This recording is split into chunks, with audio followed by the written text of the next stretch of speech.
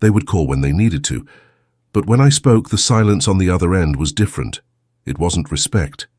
It was waiting. As if I were going to finish quickly so that the real conversation could begin. It took me a while to understand that I was no longer part of the family. I was a function.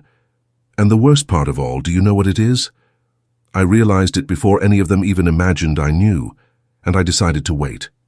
My name is Robert. I am 72 years old.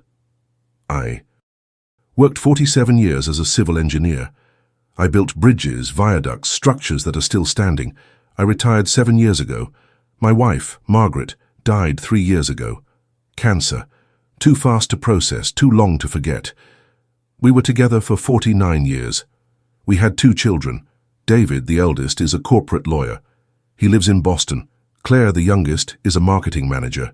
She lives right here, 20 minutes from me. I live alone. A nice house? Not big, but comfortable. I paid off the mortgage 15 years ago. I have my retirement pension, which isn't small. I have investments that Margaret and I made together. Stocks, funds, nothing risky. Decades of planning. I've never been one to spend. I've always lived below my means. Margaret used to say I was too cautious. Maybe I was, but today I have peace of mind. Financial peace of mind, at least. The first few months after Margaret left were strange. David called every week. Claire came by 2 or 3 times a week. They brought food. They asked how I was doing. They stayed a while. They talked. I thought it was caring, and maybe it was, at first. But over time, the visits changed. Not in frequency, in intention. Claire started talking more about her husband, about her daughter, about the house they wanted to buy. David mentioned their children's college, the costs. I listened. I asked questions, but I noticed that my answers didn't matter much. They kept talking as if I hadn't said anything. One day, Claire brought her husband over. They sat in the living room. We had coffee. She said she needed to talk to me. She said the housing market was good, that they had found a perfect house, but that the bank was asking for a larger down payment. She didn't ask for money, she just described the problem, and she kept looking at me, waiting. I asked how much. She told me the amount. $60,000. I didn't react. I just nodded. I said I'd think about it. She smiled. Her husband did too. They thanked her, and they left. That night I kept thinking, not about the money, but about the way she had spoken, as if the answer was already guaranteed, as if I were a resource, a line of credit. Look, before I continue, I wanted to ask you something. If you're listening to me now and any of this makes sense to you, please subscribe to the channel and leave a comment saying where you're listening to this from. It's not just my curiosity, it's that when you do that, I know I'm not talking to myself, that there's someone out there who understands, and that matters. 2 weeks later, David called. We talked about trivial things, the weather, the news. Then he mentioned he was reviewing the family's financial situation. Said it was important to have everything organized, estates, wills, powers of attorney. He said it was his job after all. Lawyer. Said he could take care of everything for me, at no cost, as a favor. I asked why now. He laughed. He said it wasn't anything urgent, just prudence. I was 72 years old. Margaret had passed away. It was time to put things in order. It made sense, he said. I agreed that it made sense. I said I would think about it. He was silent for a second. Then he said he could send some documents for me to sign, just to make things easier, to speed up anything that might need to be done in the future. I said yes, that he could send it, but that I would read everything first. He laughed again. He said, of course, that I've always been careful, but his tone wasn't complimentary, it was condescending, as if I were a boring old man. The documents arrived by email. I printed everything. There were almost 30 pages. Powers of attorney, financial authorizations, access to accounts, David's appointment as executor. Everything very well written, technical language. But I read every line. There was a clause that caught my attention. It stated that, in the event of mental or physical incapacity, David would have immediate authority. over all my finances. No medical evaluation was needed. No judicial approval was required. His signature on a form was all that was needed. I reread that 3 times. Incapacity. Who would define that? How? When? I didn't sign it. I kept the papers in a folder. I didn't reply to David's email. He called a week later. He asked if I had received it. I said yes. He asked if I had any questions. I said no, that I was just reviewing it. He told me not to take too long. I realized it early on. Claire showed up again, this time unannounced. She knocked on the door one Thursday afternoon. She never showed up unannounced. She came in, hugged me, asked how I was. I said I was fine. She looked around the house, commented that everything was very clean, asked if I was managing to take care of everything on my own. I said yes, I always took care of it. She sat down. She was quiet for a moment. Then she said she had thought a lot about me, about how alone I was, about how difficult it would be if something happened, a fall, a health problem. She said David was worried too. I asked what had changed. She didn't understand. I repeated, "What has changed from a month ago to now?" She said nothing, that they always cared. But I knew that wasn't true, because their concern had started after Claire mentioned the house, after David sent the documents. She then said she had an idea that I could move closer to her, or even live with her, temporarily, just until I adjusted better. She said her daughter would love having her grandfather around. I asked what would happen to my house. She said I could sell it or rent it. She knew a great real estate agency. They could take care of it for me. I thanked him. I said I would think about it. She insisted. She said it wasn't good for me to be alone, that at my age anything could happen. She said this, looking me in the eyes, as if she were genuinely worried. But I saw something else. I saw calculus. After she left, I called my doctor. I scheduled a full checkup. Heart, blood pressure, cognition, everything. I wanted documentation, proof that I was lucid, healthy, capable. They thought I didn't understand. The tests came back flawless. My doctor, Dr. Sanders, said I had the health of a man 15 years younger, perfect blood pressure, controlled cholesterol, perfect cognition. He laughed and said I was going to bury half the people my age. I asked him to document everything, a complete report, signed, dated. He asked if there were any problems. I said no, just a precaution. I kept the reports along with the documents that David had sent. David called again. He asked if I had signed. I said no. He got impatient.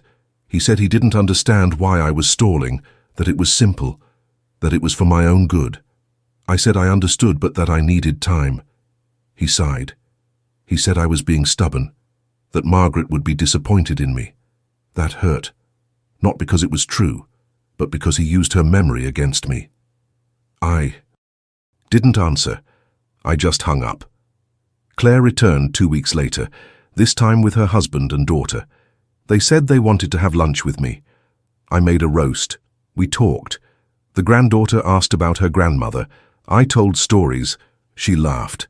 It was a nice moment. After lunch, Claire's husband said he wanted to talk to me. Alone. We went to the backyard. He lit a cigarette.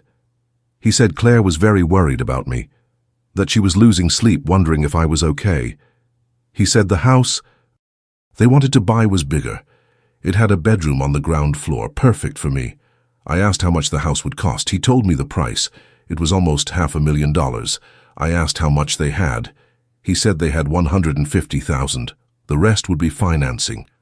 I asked why they needed such an expensive house. He didn't give a proper answer. He said it was an opportunity, that the market was going to go up. I thanked him. I said I would think about it. He threw the cigarette on the ground. He stepped on it. He said I should stop thinking so much, that at my age I should enjoy my family, let them take care of me. I stopped explaining myself. The following months were strange. David and Claire kept calling. They kept visiting. But now I felt the pressure. It wasn't subtle, it was constant. They asked questions about my finances, about my investments, about what I planned to do with the house. I would answer vaguely. I'd say everything was fine, that I was taking care of everything. They didn't like those answers. They were frustrated, but they didn't say anything directly. One day, Claire brought me a pamphlet. It was for a senior living community. She said a friend of hers had put her father there, that he loved it. Activities, nurses, security. She said I should visit just to see it. I looked at the pamphlet. It was expensive, very expensive. $6,000 a month. I asked who would pay for it. She said I would, with the sale of the house and with my retirement. I asked what I would have left over. She said I wouldn't need any money inside. Everything was included. I told her I wasn't interested. She got annoyed. She said I was being difficult, that I was making everything harder. I asked her what exactly I was making difficult. She didn't answer, she just left. That night David called. He said Claire was upset, that I had been rude. I asked how. He said I was rejecting their help, that I was acting like they were enemies. I said I didn't think so, but that my decisions were mine. He said I wasn't thinking straight, that I was too old to understand the consequences. I hung up. The following week, Claire and David showed up together, unannounced. They said we needed to talk. We sat in the living room. They had a proposal. They wanted me to sell the house, to put the money in a joint account with the two of them. They would manage everything. They would pay my bills. They would give me an allowance. Wouldn't have to worry about anything. I asked what I would gain from it. Claire said peace of mind. David said security. I asked them what they would gain. They remained silent. I said no. Thanks, but no. They left without saying goodbye. I realized it early on, and now they knew that I knew. The following days were quiet. Too quiet. Nobody called. Nobody showed up. I knew they were reacting, planning, but I did nothing. I just waited. I continued my routine. I woke up early. I had coffee. I read the newspaper. I went for walks. I cooked. I watched documentaries. I read books. My life was simple, and I liked it that way. 2 weeks later, Claire called. Her voice was different, colder. She said she had spoken to a lawyer, not David. Another one, a specialist in family and guardianship law. I asked why. She said she was worried about my ability to make decisions, that I was acting irrationally, that I was putting my future at risk. I asked her what irrational decisions I had made. She said that my refusal to accept help was proof enough. I laughed, not out of anger, out of surprise. She really believed it. I told her I had recently undergone medical exams, that I was healthy, lucid, capable. She remained silent. Then I said that exams meant nothing. That behavior mattered more. I said I understood, and I hung up. That night I called my own lawyer, not David, an old friend, Thomas, who had helped me with Margaret's estate. I told him everything. He listened. When I finished, he was quiet for a moment. Then he said something I've never forgotten. He said, "Robert, they're treating you like an asset, not like a father." I knew that, but hearing it from someone else made it all the more real. Thomas advised me to review all my legal documents, will, powers of attorney, everything, and make sure nothing could be used against me. He said we could also create safeguards, clauses, conditions. I asked him to do it. He said he would start immediately.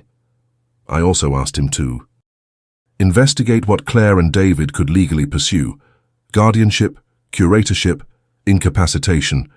He said he would look into it. Meanwhile, I did nothing.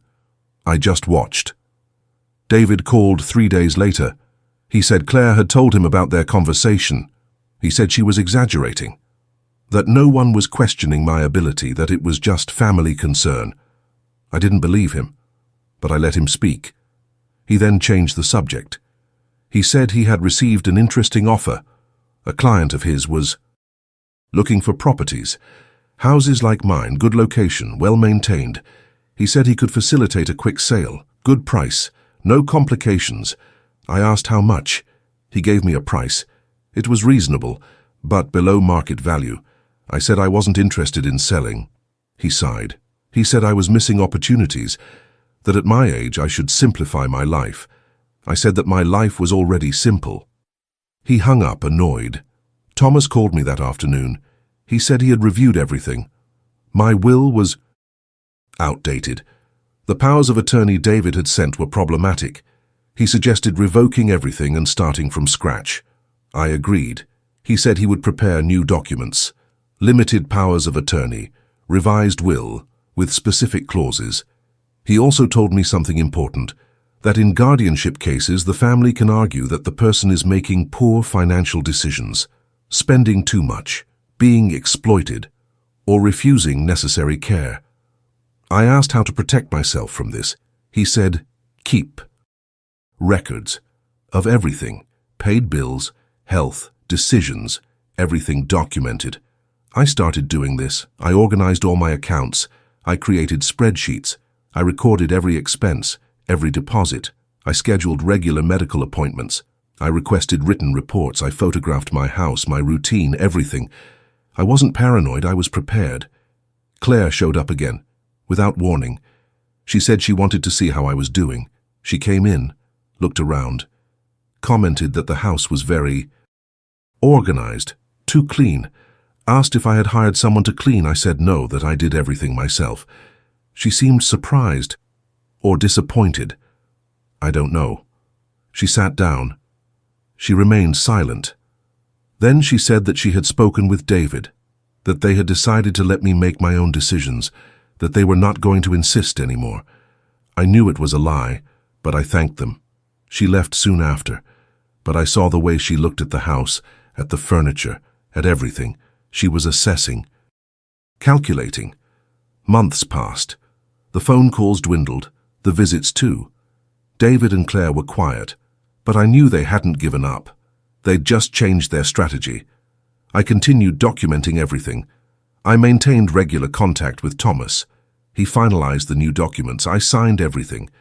I named Thomas as executor, not David. I created limited powers of attorney only for emergency medical matters, nothing financial. I revised my will. I included specific clauses about what would happen to my assets. I also did something Thomas suggested. I created a trust fund. I put most of my investments there. The fund was irrevocable. Not even I could access it without the approval of an independent trustee. And after my death, it would be distributed according to my instructions, not according to anyone else's wishes. David and Claire didn't know that. Yet. One day, I received a call from an unknown number. It was a social worker. She said she had received an anonymous complaint. Someone was concerned about my well-being. She wanted to schedule a visit to assess my situation. I asked who had made the complaint. She said it was confidential, but I knew it had to be Claire or David. I told her she could come. I scheduled it for the following week. When she arrived, the house was spotless. I was well-dressed, lucid. I made coffee. We talked. She asked questions about my health, my finances, my routine. I answered everything calmly. I showed her my medical reports, my organized accounts, my full pantry, my well-kept garden. She seemed pleased. She said I was clearly fine, that there was no reason to worry. She asked if I had close family. I said yes. 2 children. She asked if they helped me. I said they offered, but that I was still capable of taking care of myself. She wrote everything down. She thanked them. And she left. A week later, I received a letter. It was her report. It said there was no evidence of negligence, abuse, or incapacity. Case closed. I kept the letter. David called shortly after. He asked if I had received a visit from a social worker. I feigned surprise. I asked how he knew. He said Claire had mentioned it, that she had been worried after the last visit, that she had made the report just to make sure I was okay. I told him everything was fine, that the social worker had confirmed it. He remained silent. Then I said it was good to know, but I heard frustration in his voice. Things got tense. The connections stopped completely. For months I heard nothing.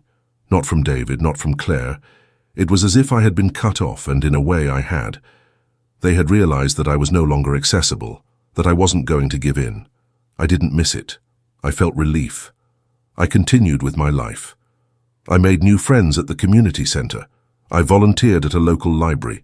I started taking painting classes, something Margaret always wanted me to try. I was fine, better than I'd been in years. Then one day I received an email from David. No subject, just an attachment.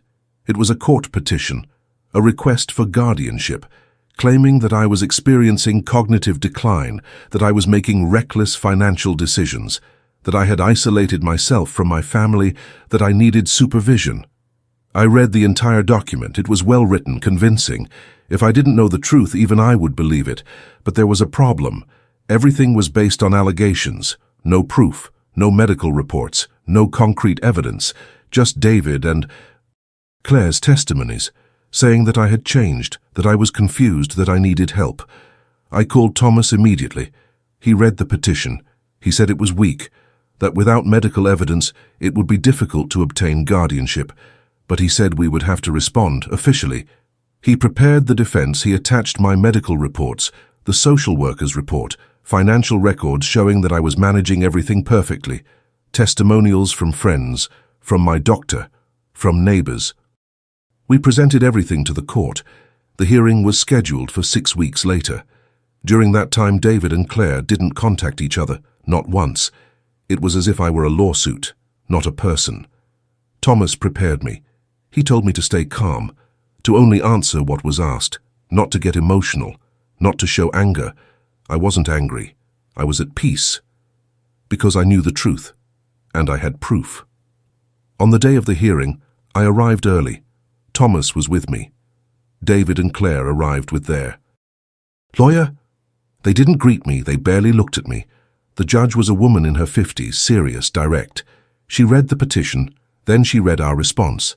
She looked at David and Claire. She asked if they had medical evidence of cognitive decline. Their lawyer said no, but that the defendant's behavior had changed drastically, that he had isolated himself, refused help, made questionable financial decisions. The judge asked which financial decisions were being considered. The lawyer hesitated. He said that the defendant had refused to sell his house when there were good offers, that he had created complicated financial structures without consulting the family. The judge looked at me. She asked if that was true. I said yes, that I had decided to keep my house, and that I had organized my finances with the help of a qualified lawyer and a financial advisor. She asked why. I said I wanted to ensure my assets were managed according to my wishes and protected from any misuse. David shifted in his chair. Claire lowered her eyes. The judge then asked to see the medical reports. Thomas presented everything. She read every page. Then she looked at David and Claire's lawyer. She said she saw no evidence of incapacity, that the defendant was clearly lucid, healthy, capable of making decisions. She said that refusing help was not a sign of decline. It was autonomy. She denied the petition immediately. He went further. He said that the attempt at guardianship without foundation was worrying, that it seemed motivated by financial interest, not by genuine care. David and Claire left without speaking to me. Thomas and I went out together. He shook my hand. He said I had done everything right. I knew. After the hearing, I thought things would calm down. But that didn't happen. David and Claire became even quieter. But I knew their silence wasn't giving up. It was a poorly digested defeat. 3 months later, I received a phone call from a bank. They said there had been an attempt to access my account. Someone had presented an old power of attorney, the one David had sent me years ago, the one I never signed. I explained to the manager that the document wasn't valid, that I had never signed it. He said the signature looked authentic. I asked to see the document and they sent it by email. It was the original power of attorney. But now I had my signature. Forged. It wasn't perfect, but I was good enough to fool someone who didn't know me well. I called Thomas immediately. He said it was a crime, document forgery, attempted fraud. I asked what we should do. He said I had 2 options, file a criminal complaint or settle it within the family. I thought about it for a long time. Then I told him to sue, not for revenge, but because he needed permanent legal protection, and because they needed to understand that actions have consequences. Thomas filed a criminal complaint. He presented the forged document. Handwriting analysis confirmed that the signature was not mine. The bank provided records of who had tried to use the power of attorney. It was David. He was notified. Claire, too, as a possible accomplice. 2 days later, Claire showed up at my door. She was crying. She said she knew nothing about it, that David had acted alone, that she would never have agreed to it. She begged me to drop the charges. I asked if she really didn't know. She swore she didn't, but I saw the doubt in her eyes. She knew, maybe not the details, but she knew something was wrong. I told her I couldn't withdraw, that it was beyond me right now. She left crying. David didn't come, he didn't call, he didn't text. The case progressed quickly. David tried to negotiate. He said it had been a misunderstanding, that he thought I had signed, that he was just trying to help. But the expert analysis was clear. The signature was forged, and David knew it, because he had tried to use the document even after I had explicitly stated that I had never signed it. The prosecutor offered a deal. David would admit to the attempted fraud. He would pay a fine. He would do community service. He would be released on probation. He would not go to jail. I had no say in the agreement. It was a state decision. But Thomas told me it was a fair outcome, that it protected my interests, and that it created an official record of what David had done. David accepted the deal. He was sentenced 3 weeks later. A $20,000 fine, 200 hours of community service, 3 years of probation, and most importantly, he was prohibited from acting as an executor, attorney, or trustee for anyone for 10 years. This meant he could never try to control my finances again. Legally impossible. Claire called me after the sentencing. She said the family was destroyed, that I had destroyed everything. I asked if she really believed that. She was silent. Then she hung up. I haven't heard from her since. I revised my will again. I removed David as a direct beneficiary. I put everything in a trust fund, with clear instructions. Part would be donated, part would go to charity, a small amount would go to my grandchildren when they turned 25, not before, and not through David or Claire. Thomas would carry out everything. There was no room for dissent. I didn't do it out of anger. I did it for clarity. They had shown me who they were. I simply responded accordingly. The following months were the most peaceful of my life. No unwanted calls, no forced visits, no pressure. I was free. I continued my routine. I expanded my volunteer work. I started teaching math to young people at the library. I made true friends. People who saw me as Robert, not as a bank account. One day I ran into Claire at the supermarket. It was by chance. She saw me. She hesitated. Then she came closer. She asked how I was. I said I was fine. She said she missed me, that her granddaughter had been asking about me. I told her she knew where I lived, that the door was always open for her granddaughter, not with ulterior motives. Claire nodded. She said she might call. I said I'd be happy to. She never called. I received a letter a few months later. It was from David, handwritten, just a few lines. He apologized. He said he had acted wrongly, that he had let greed get the better of him, that he understood if I never forgave him, but that he wanted me to know he was sorry. I read the letter 3 times. I don't know if I completely believed it, but I kept it. I didn't answer. Not because I wanted to punish him, but because there was nothing to say. He had made a choice. I had made mine, and the consequences of both were clear. I updated my medical records regularly. I kept everything documented, not out of fear but out of responsibility to myself. I had learned something important, that family love isn't automatic, that blood doesn't guarantee respect, and that dignity is something you protect, not something you expect others to give you. 2. Years had passed since David's sentencing. My life had found a rhythm, a good rhythm. I had purpose, connection, peace. One day I received a call from my granddaughter's school. She had been injured during a game, nothing serious, but they needed a guardian to pick her up. Claire wasn't answering. David was in a meeting. They called me because my name was still on the emergency contact list, something Claire had put there years ago and never removed. I went. I arrived at school. My granddaughter Sarah was sitting in the infirmary. Her ankle was bandaged. When she saw me, she smiled. She said, "Grandpa," and she hugged me. I took her home. We talked in the car. She told me about school, about her friends, about her plans. She didn't mention her parents, nor did she ask why I had disappeared. When we arrived, Claire was at the door. She seemed surprised. She thanked us. She picked up Sarah. She looked at me. She said, "You can come in, if you want." I went in. We had coffee. We talked about simple things, the weather, the neighborhood, nothing deep. Sarah stayed with me all afternoon. Claire didn't interfere. When I left, Claire said, "Thank you for going." I said, "She's my granddaughter. I'll always be here for her." Claire nodded, and for the first time in years I saw something different in her eyes.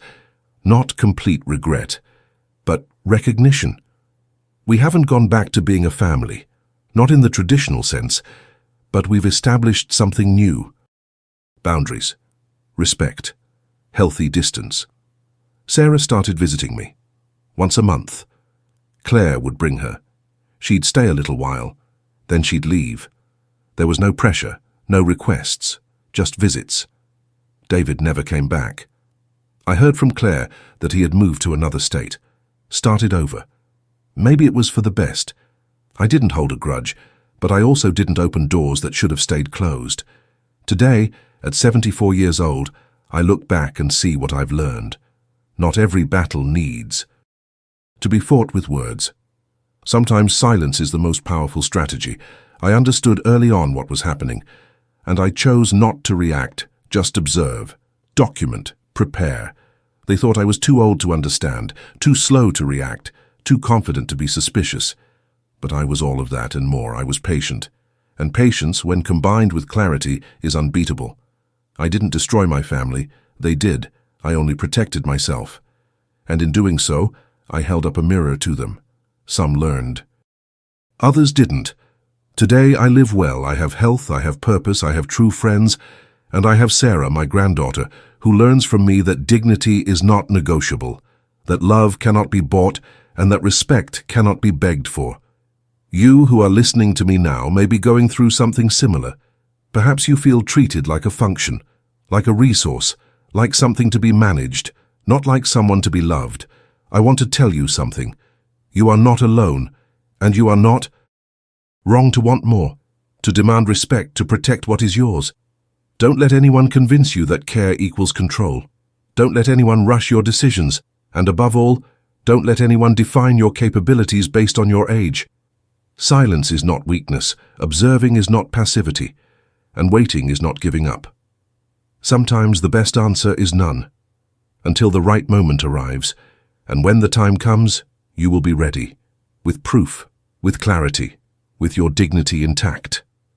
I was there. And that made all the difference. If this story resonated with you, if something here touched on something you're experiencing or have experienced, I'd like to ask you two simple things. First, please like this video. It's not just a number, it's a sign that you understood, that you saw it.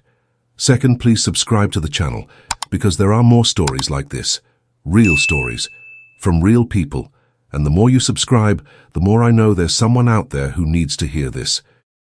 That they're not alone. Thank you for staying until the end, truly.